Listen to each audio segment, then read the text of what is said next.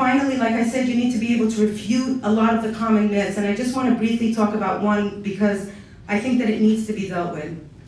This criticism of boycott as anti-Semitic, and something that we've all gotten over and over again. So it's important to note that this argument is very dishonest.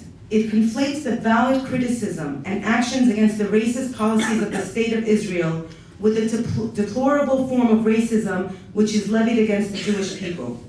When any person who dares to speak out against the atrocities being committed by Israel is automatically labeled an anti-Semite or a self-hating Jew if they happen to be Jewish, then you undermine the possibility of real debate about Israel and its policies. You also dilute the term so it no longer has any validity. Finally, this criticism wrongly portrays the crimes of the State of Israel as if they are crimes conducted by the Jewish people. Israel's crimes are not Jewish crimes.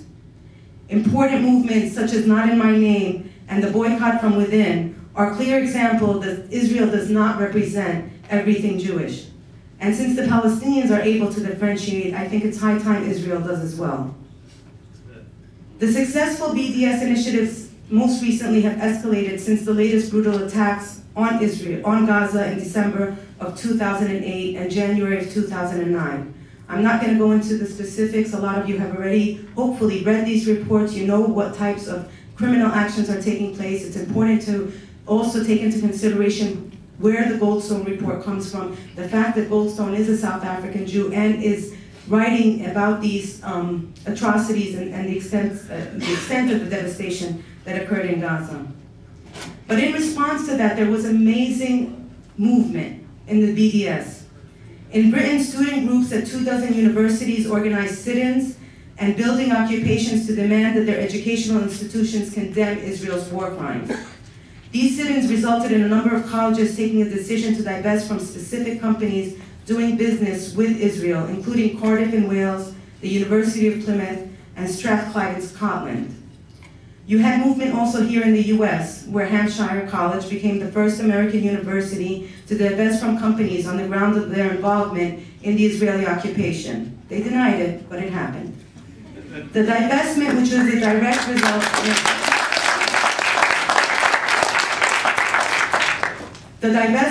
a direct result of a 2-year campaign by students, was also significant in that Hampshire was the first college in the country to divest from the apartheid South Africa 32 years ago. Sit-ins calling for divestment were held at several US institutions, including Rochester and NYU, and the US campaign for the academic and cultural boycott of Israel, USACB, was launched.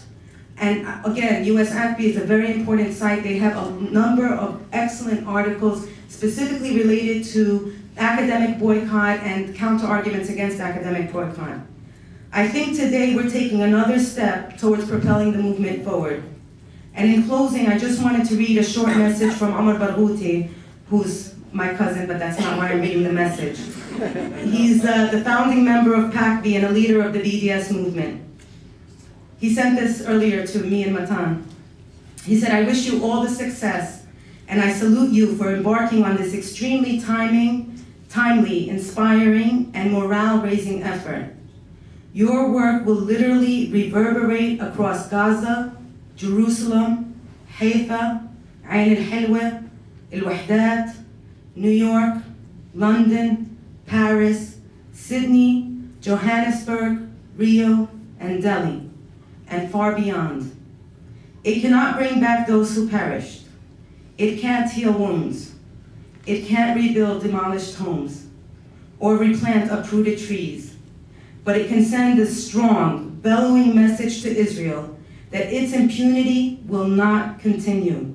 And it certainly can send Palestinians and all oppressed communities around the world, including inside the US, that concerted, sophisticated, committed action can challenge and eventually end oppression. I warmly salute you for building the student BDS network in the US, which promises to become perhaps one of the most significant BDS developments in the West since the BDS campaign was launched in 2005. We are proud of you and inspired by you. Our South Africa moment has arrived. Let's do it.